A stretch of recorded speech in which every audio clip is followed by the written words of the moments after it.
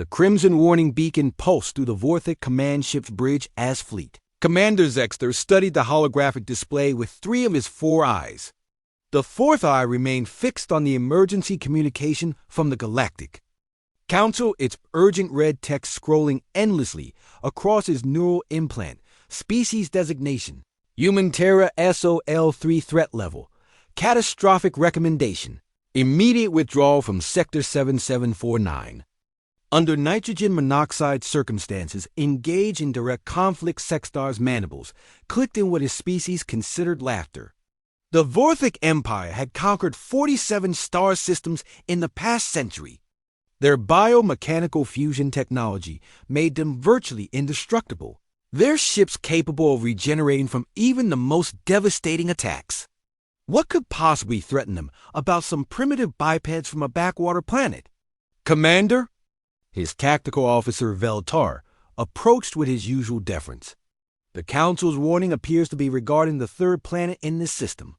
Our scouts report the inhabitants are still using chemical propulsion and primitive nuclear weapons. Primitive nuclear weapons, Zexter repeated, his voice dripping with disdain.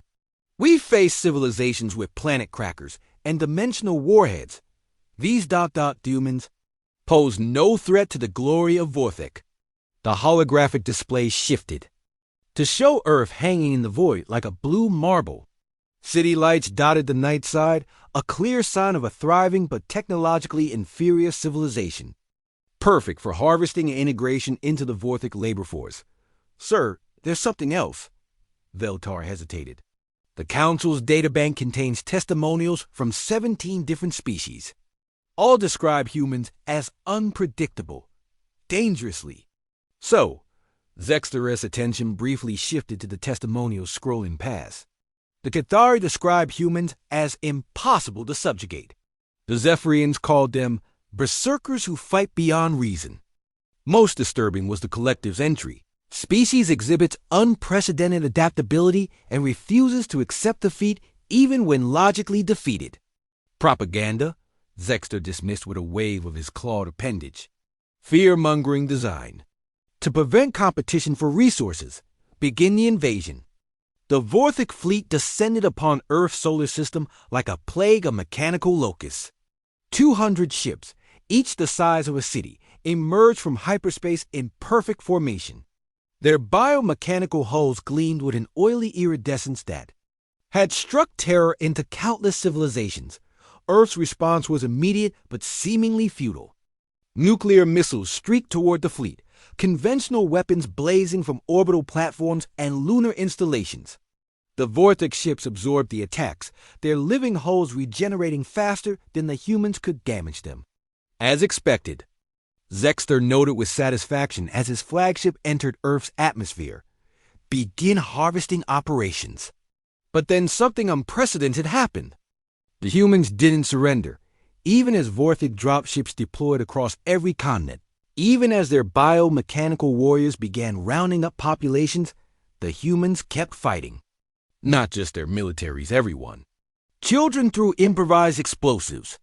Elderly humans jury-rigged suicide bombs. Scientists worked around the clock in hidden bunkers, analyzing captured Vorthic technology. Commander, Veltar's voice carried an edge of concern Zexter had never heard before. We're experiencing ...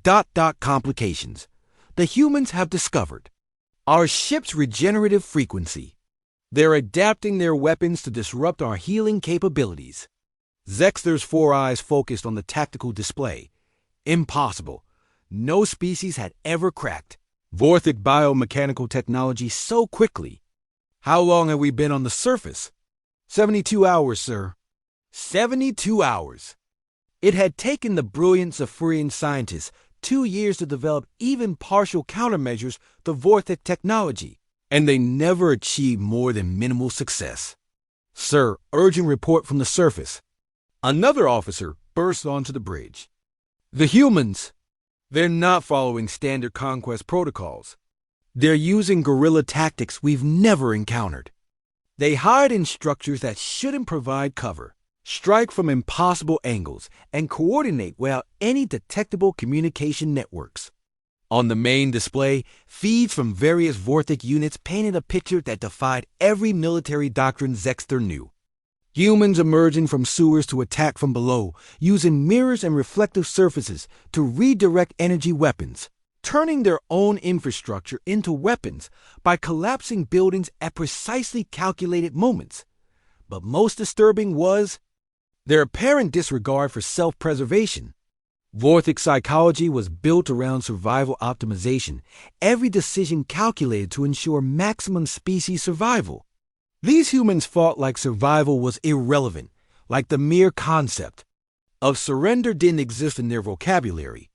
"Commander," Veltar's voice cracked.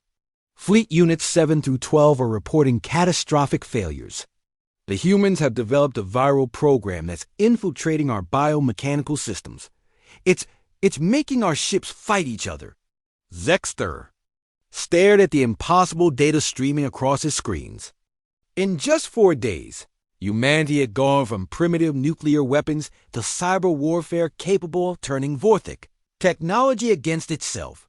The final blow came on the 7th day. A lone human transmission reached the Vorthic command ship, broadcast on frequencies that should have been impossible for them to access. The voice was calm, measured, speaking perfect Vorthic. "Commander Zexter of the Vorthic Empire, this is Dr. Sarah Chen of the Human Defense Initiative. We've analyzed your technology, reverse-engineered your command protocols, and developed countermeasures to every weapon system in your arsenal. You have one chance to withdraw peacefully. If you refuse, we will demonstrate why the Galactic Council warned you about us." Zexter's mandibles clicked nervously. Impossible. No species masters our technology in mere days. "You're thinking like Vorthic." Dr. Chun's voice carried an edge that somehow made Zexter's exoskeleton crawl. "We're human. We don't follow your rules." The demonstration began immediately. Every weapon the Vorthic had ever developed suddenly turned in their hands. Ships began attacking their own fleet. Ground forces found their biomechanical enhancements responding to human commands instead of Vorthic ones. But the masterstroke came when the humans revealed their ultimate adaptation. They had taken captured Vorthic warriors and somehow convinced the biomechanical symbiotes to bond with human hosts instead. These hybrid soldiers moved with Vorthic strength but human cunning, fighting with a terrifying combination of biological efficiency and human creativity. As his flagship limped away from Earth's solar system, trailing atmosphere and biological fluid, Zexter finally understood the Council's warning. It wasn't about human technology or even human ferocity. It was about something far more dangerous: human adaptability combined with their absolute refusal to accept defeat. The Vorthic had encountered many species in their conquests. Some were stronger, some were smarter, some were more technologically advanced. But humanity was the first species they'd met that could become stronger, smarter, and more advanced in real time, during active combat. While refusing to acknowledge that losing was even possible, Zexter opened a communication channel to the Galactic Council, his 4 eyes focused on the blue planet shrinking behind him. "Council Command, this is Fleet Commander Zexter. Official recommendation: upgrade human threat level to existential. Species exhibits impossible adaptation rates and cannot be conquered through conventional means. They do not fight to win. They fight to survive, and they consider survival and victory to be the same thing." He paused, watching his decimated fleet struggle toward hyperspace. "We should have listened to the warning. Humanity doesn't just fight wars. They evolve through them." As the Vorthic fleet disappeared into hyperspace, Earth's orbital defenses, now incorporating hybrid human Vorthic technology, stood ready to welcome the next species that might ignore the Council's warnings. The blue planet spun peacefully in the void. But any alien species monitoring its transmissions could detect something new in humanity's communications. Not just defiance or determination, but a quiet confidence that said, "We learned from you. Next time, we'll be ready before you arrive." In the depths of space, the Galactic Council updated their files on humanity once again. The threat level remained at catastrophic, but a new notation appeared. Species has demonstrated ability to rapidly assimilate and improve upon alien technology during active conflict. Under no circumstances should any species engage humans. In prolonged warfare, they will inevitably become stronger than you.